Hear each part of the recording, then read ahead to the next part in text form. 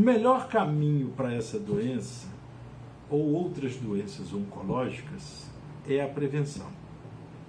Uma das coisas que todo mundo pode fazer é diminuir os fatores de riscos gerais. Sedentarismo, obesidade, bebida alcoólica, tabagista.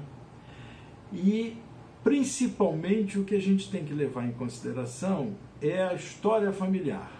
A história familiar é o mais importante fator de risco. Só para dar um exemplo, se a pessoa tem um parente de primeiro grau com câncer de próstata, o risco aumenta em 2 vezes. Se existem 2 ou mais parentes com câncer de próstata, esse risco pode aumentar de 5 a 11 vezes.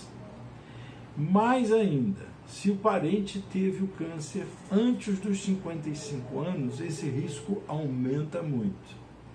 Então, a orientação médica, se você tiver um parente que teve câncer de próstata de primeiro grau, procure o seu urologista para uma avaliação o mais rápido possível. Uma outra coisa é, estatisticamente falando, os homens de raça negra, tá, têm uma doença sempre muito mais agressiva do que os caucasianos, ou seja, de raça branca.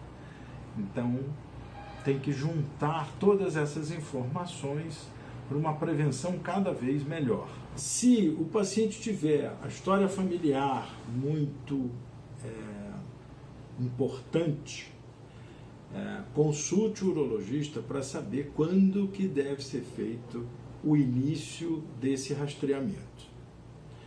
E é importante também, que essa é uma decisão do urologista, saber quando indicar e como indicar uma biópsia de próstata.